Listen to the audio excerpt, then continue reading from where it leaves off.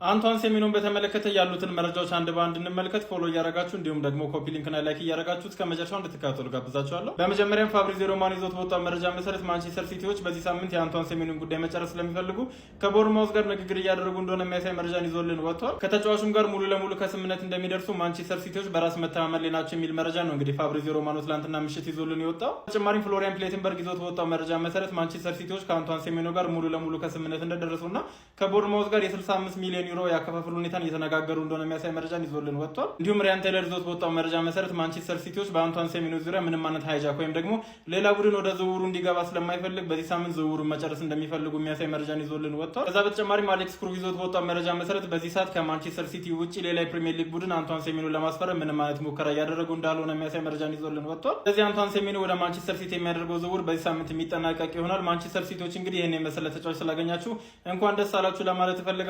ወደ በኋላ የሚወጣ አዳዲስ መረጃዎች ካሉ መጣ ይሆናል። ኮፒ ሊንክ እንዲሁም ደግሞ ላይክ እና ፎሎ ማድረግ እንዳይረሳ። ምን አይነት አውራ ነው ጋይስ በእናታችሁ። ትናንትና ክርስቲያኖ ሮናልዶ የግሎብ ሶከር አዋርድ ሽልማት ስነ ስርዓት ላይ ወደ አዳራሹ በሚገባበት ወቅት ላይ በምትመለከት መልኩ እያንዳንዱ ታላላቅ የሚባሉ ተጫዋቾች፣ ስፖርቲንግ ዳይሬክተሮች፣ በሌሎች ስፖርት ዘርፍ ላይ ያሉ ሰዎች እንግዲህ እሱን በምትመለከት መልኩ ቆሞ አክብሮት ተቀብሎት ነበር። ራስመስ ሆይሉንድ ማንቸስተር ዩናይትድን ለቆ የጣሊያኑን ክለብ ናፖሊን ከተቀላቀለ በኋላ ስኬታማ የውድድር ዘመን እያሳለፈ እንደሆነ እየተዘገበ ነው ያለው።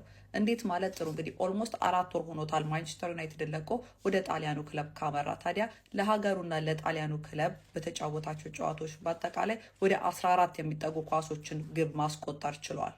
ይህ ማለት ደግሞ በናፖሊው ክለብ ብቻ በጣሊያን ሴሪያው ክለብ ብቻ 6 ጎልና 2 አሲስቶችን አስመዝግበዋል። ታዲያ ከ4 ወራት በፊት ከማንቸስተር ዩናይትድ በመልቀቅ ወደ ጣሊያን ሴሪያው ክለብ ወደ ናፖሊ ሄደው በአዲስ ሲዝን አዲስ ብቃትና አዲስ ፐርፎርማንስ እያስመለከተን ያለው። መታሰርን በፊት የቼልሲ ነበርክ። ከተፈታህ በኋላ ክለብ መቀየር ያለብህ አይመስልህም? ቼልሲ ነው። ተው እንጂ።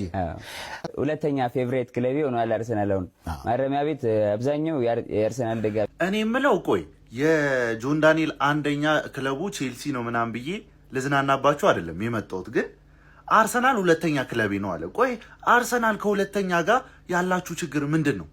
በቃ ሁለተኛ ሆናችሁ ቀራችሁ እኮ በድጋፍም ሁለተኛ። ወይኔ ምን ያህል ነው ግን የምትወደኝ? ያው ከዶርጉ ትንሽ መለስ አድርጌ እወድሻለሁ። ጭራሽ ከኳስ ጋር ነው እንደምታወዳድራት? ከኳስ ጋር ምናምን ታያለሽ ነው? ዶርጉ እኮ ነው በሌሊት ስንት እስትንፋሳችንን መሰለሽ የመለሰል። ዶርጉዬ ከኔ በላይ ነው የምትወደው? ከማንም በላይ ነው የምወደው። እንዴ አየሽ ዶርጉ እኮ ነው። አየሽ ውረዱ እንደው እንዴ ላል እንዴ ጭራሽ ከዶርጉ ጋር ውድድር ውስጥ እንዴ ዶርግዬ እኮ ጀሞ ትላንትና አማድ ዲያሎ ያደረገው አስገራሚ ድርጊትን ልንገራችሁ። ቪዲዮን ሼር ያደረጋችሁ ትላንትና እንግዲህ አይቬሪ ኮስት ከካሜሮን ቀውጥ የሆነ ጨዋታ ነበረ። ብራያን ቤሞ ከአማድ ዲያሎ ማለት ነው። በእነዚህ ጨዋታ ላይ አማድ ዲያሎ የሚገርም ግብ በማስቆጠር ባቻነት መውጣት ችለው ነበረ።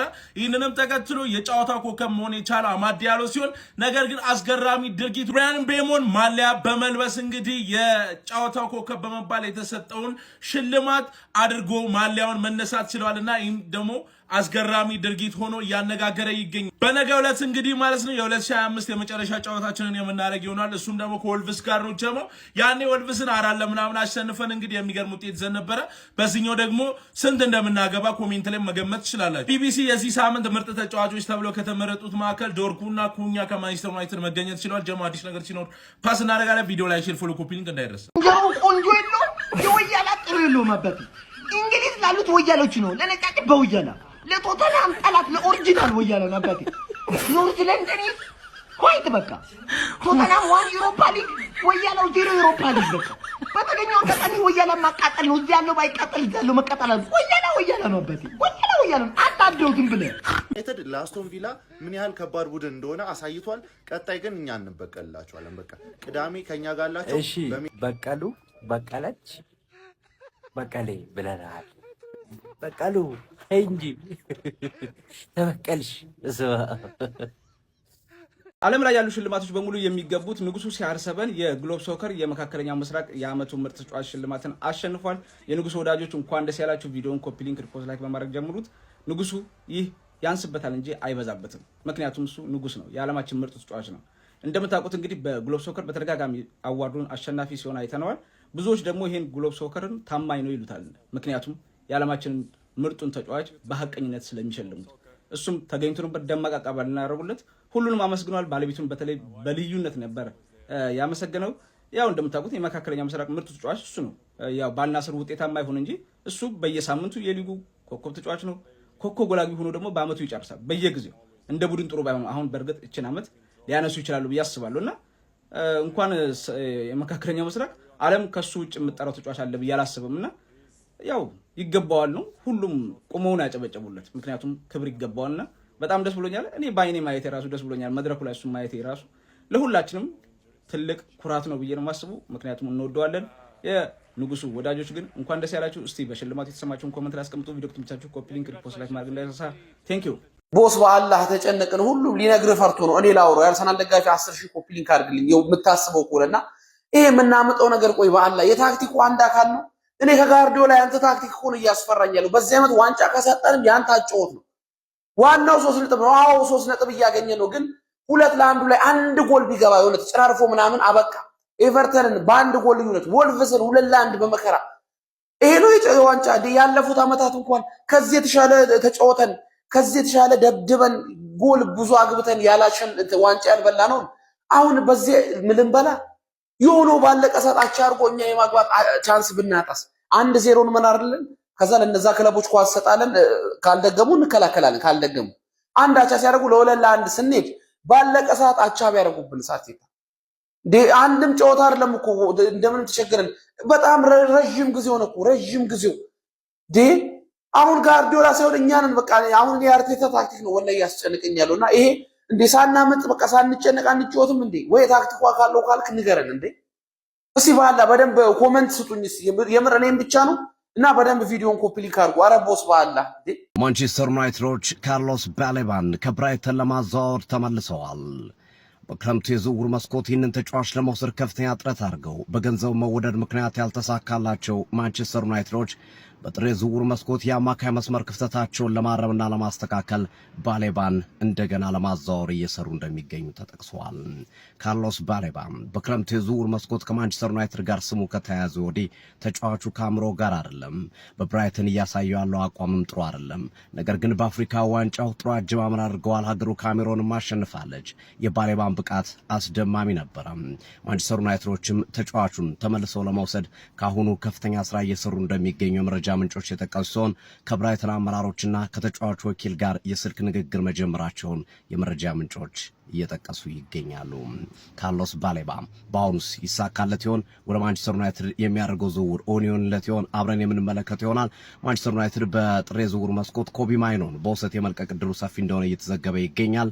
እንደዚሁም ጉዳትና የአፍሪካ ዋንጫው ቡድኑን በተለየ መንገድ ማዳከሙ ይታወቃልና በሁለተኛው ዙር የፕሪሚየር ሊጉ ፍጥጫዎች ካርሎስ ባሌባን ከአፍሪካ ዋንጫው በኋላ የሚያገኙ ከሆነ ጥሩ አጋጣሚ እንደሚሆንላቸውና ወደ አውሮፓ መድረክ ለመመለስ ለሚያደርጉት ግስጋሴ በአውሮፓ ሻምፒዮንስ ሊግ ለማሳተፍ በሚያደርጉት እንቅስቃሴ ጠቃሚ ዝውውር ሊሆን እንደሚችል በመረዳት የካርሎስ ባሌባ ዝውውር ላይ በጥር የዝውውር መስኮት ተመልሰዋል። ሀሳብ ስጡ በስኪ የማንቸስተር ዩናይትድ ደጋፊዎች ባሌባ በጥር የዝውውር መስኮት ቢመጣ ያዋጣል? የፕላስ ምልክቱ በመጫን ፎሎ ያድርጉ። ይህ ትርታ ሲቲ ስፖርት ነው። መልካም ለተሰንበት። እዚህ ሰዓት ሰበር አሳዛኝ መረጃ እየተሰማ ይገኛል። አንቶኒ ጆሹዋ በናይጄሪያ ከባድ የተባለ የመኪና አደጋ እንደደረሰበት ተገልጿል። በዚህ የመኪና አደጋ 2 ሰዎች እንደሞቱ የተገለጸ ሲሆን አንቶኒ ጆሹዋ ግን ቀለል ያለ ጉዳት ብቻ እንዳስተናገደ መረጃዎች በሰፊው እየወጡ ይገኛሉ። ይህንን መረጃ ቢቢሲም በብሬኪንግ ኒውስ ዘግቦታል። የቢቢሲ ዘገባ እንደሚያሳየው ከሆነ የ36 ዓመቱ አንቶኒ ጆሹዋ በናይጄሪያ እንግዲህ የዘራረጉ ከዛ እንደሆነ ይታወቃል። እዛ ዘመዶቹን ጥየቃ ሄዶ ነበር። ታዲያ ኦጉን ሌጎስ በሚባለው የመኪና አድ መንገድ ላይ ወይም ደግሞ ኤክስፕረስ ዌይ ላይ ይህ አደጋ እንደደረሰበት ተገልጿል። ነገር ግን ጉዳቱ ብዙም እንዳልሆነ ነው የተገለጸው። አረ ጀማው ኮፒ ሊንክ አርጉ፣ አረ ሼር አርጉ። ጀማው ተው እንዴ! አረ የዚህ ግን የዴቪድ ራያ ሴቭ ያደረገው ኳስ ዓለም ላይ መነጋገሪያ ሆኗል። ጀማው ዋይኔ ሮኒ ምን ያህል መሰላችሁ? እንደዚህ አይነት ሴቮች ናቸው ዋንጫ እንድታሸንፉ የሚያረጋችሁ ያለ ጥርጥር አለ። ዴቪድ ራያ ደግሞ በዚህ ዓመት በብዙ ጨዋታዎች ላይ እንደዚህ አይነት አስደናቂ ሴቮችን እያሳየን ይገኝ ነበር። እናም ዋንጫን ማሸነፍ ከፈለክ በቡድንህ ላይ ልክ እንደዚህ አይነት ሴቭ የሚያደርግ በረኛ ሊኖር እንደሚገባ ነው የገለጠው ጀማው። በዴቪድ ራያም እየተሰሩ ያሉ ኤዲቶች በጣም ነው ሊያስገርማችሁ የሚገባው። ተመልከት፣ እዚህ ጋር ያለ ከላይ ሱፐርማን ከስር ራያማን በቃ ራያ ቆቦ በሉት ከፈለጋችሁ መብታችሁ ነው። ያ ብቻ አይደለም። ከ67 ሚሊዮን ፎሎወር በላይ ያለው እንግዲህ የፕሪሚየር ሊጉ ኦፊሻል የፌስቡክ ገጽ ማለት ነው የዴቪድ ራያን ምስል ከኋላው ተጠቅሞታል። በቃ እንዴ ይሄማ የሚታመን ስላልሆነ አስደናቂ ስለሆነ በቃ የኛ ባክግራውንድ ፎቶ መሆን ያለበት ይሄንን ነው ብለው ገጭ አድርገውታል። ጀሞ ለማንኛውም ዴቪድ ራያ ይችላል ነው ማለት አሁን ሰዓት ላይ ማለት ነው ማንም የሚወዳደሩ የለም ነው ማለት የኔ ወንድ።